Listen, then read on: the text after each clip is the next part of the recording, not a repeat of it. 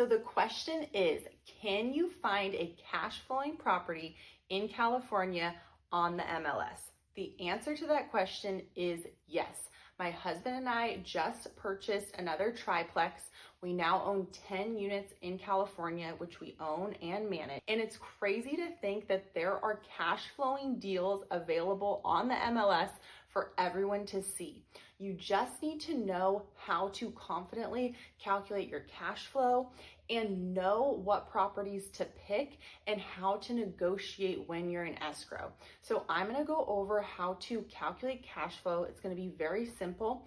And I'm also gonna give you some really specific tips and the exact example of the equation on the property that we just purchased. Cash flow is essentially going to be your net cash each month, AKA your take-home profit, after you collect your rent from your tenants and subtract not only your loan payment, but all of your operating expenses. So I'm gonna walk you through what all of those are, but it's very, very simple. We notoriously have different markets to buy in. So markets could have interest rates that are really high or interest rates that are really low or kind of just in the middle.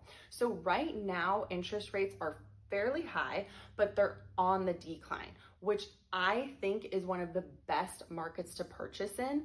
Why? Because when interest rates are high, there's going to be less competition. Home prices are going to be lower. People are going to be scared of buying. So there's going to be more a demand for rental properties. And the best part is you're gonna buy low, and yes, your payment is gonna be a little bit higher with the higher interest rate, but you're going to be able to refinance, and a lot of times you can refinance for free, and that is just going to expedite your cash flow per month when you do go to refinance. We've bought in high and low markets and been able to find cash flows in both. Now let's talk down payment. The amount that you put down on a property will affect your cash flow. So obviously if you put 50% down versus 20% down, your loan payment is gonna be dramatically cheaper. But let's be realistic. Most people are gonna wanna put the minimum down payment for a property, which is going to typically be 20% for an investment property. And that's great because you still have good equity in the property and you won't need to pay monthly PMI, which is mortgage insurance. So my husband and I have found that we've been very successful rinse, washing, and repeating what we know. And if you listen to other investors in real estate or just in finances, you may often hear that it's best to do what's worked well for you and keep repeating that cycle. So I bring that up because my husband and I have found that properties that are small multi-units work really well for the market that we're in and also for our comfort zone. I can take on another 2-3 tenants, confidently get those units rented out, do a little remodeling and management, and that's what's comfortable for me.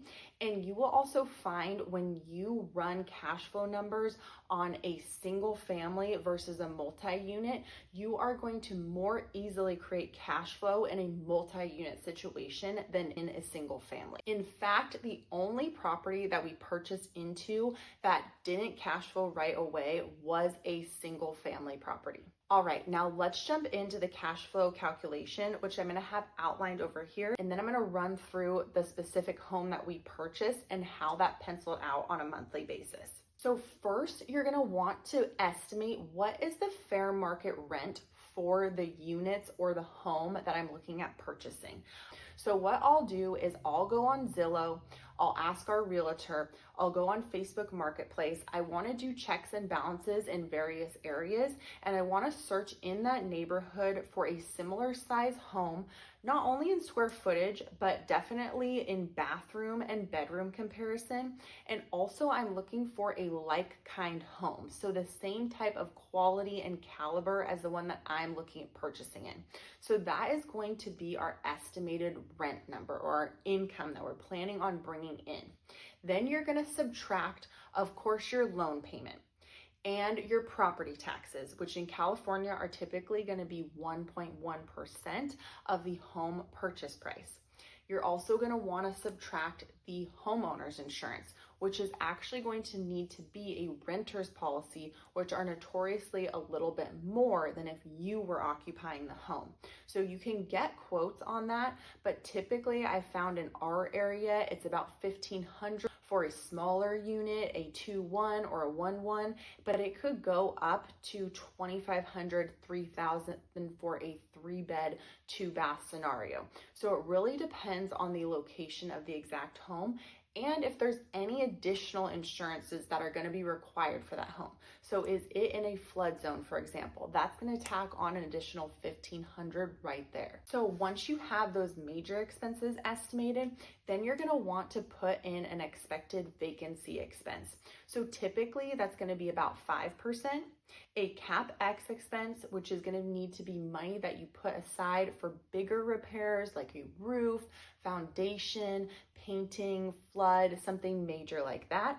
And then another 5% for ongoing miscellaneous repairs. So that's going to be something like a plumbing, a dishwasher, etc. Smaller expenses that are just going to be here and there expenses. And lastly is going to be utilities. So if you are renting out a single family home, typically the renter is going to cover all utilities.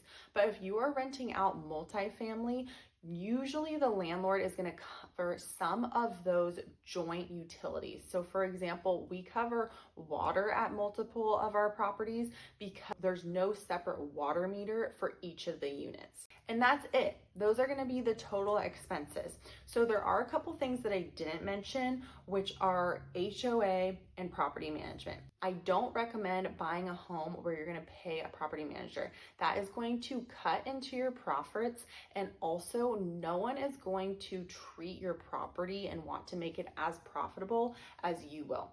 And the other thing I don't buy into is homes in an HOA. They just don't appreciate as much, and that's just an extra unnecessary expense that you don't want to deal with. So now I'm going to show you the calculation on our particular property that we just purchased. So as I mentioned, it's a triplex. It was originally listed for $940,000. We got them down to $900,000 at the end of the day. Our estimated rents on this property were $8,500 with all 3 units. And then after we took out all the expenses, so loan payment, property taxes, insurance, CapEx, repair, and estimated utilities, we were at a net profit of $848 per month. And that's going to be about $10,000 profit per year. Now, that's not a huge amount of money for all the work that you're going to have to do. However, it is great if you can find a property that cash flows right off the bat, because you are going to be making equity every year that you own that property, and rents are just going to be going up, and your mortgage payment and expenses are typically going to be about the same. So the spread is just going to get wider and wider. And then when you refinance, that spread is going to get even bigger. So here are some tips to maximize your cash flow and find really good deals. So look for properties that the pictures aren't so great, or the listing seems kind of funky. Like for example, you see an extra room or an extra addition that's not actually listed in the bedrooms and baths. Most of the properties that we've purchased have something odd about the listing that have deterred other people from going and taking that property seriously. The other thing is that the list price is not the final price. So you need to negotiate on a price that you know this property will cash flow out, and get a real estate agent that is willing to work really hard for you and also in lowball offers. Lastly, my husband and I purchased livable, not luxury. We purchase properties that we can move someone in. Maybe there's some light repairs, things like that need to get done, but we can rent that property out right away, and then we can force appreciation with improvement. We do not buy luxury homes, one, because why would I buy a luxury property for a renter to live there? There's not as much opportunity for appreciation. And at a certain level of quality and caliber, you're only going to be able to get so much more for rent. However, you probably are going to pay for that luxury quality in the purchase price. So if you have any questions or comments, as always, leave them below, and we will see you on our next video.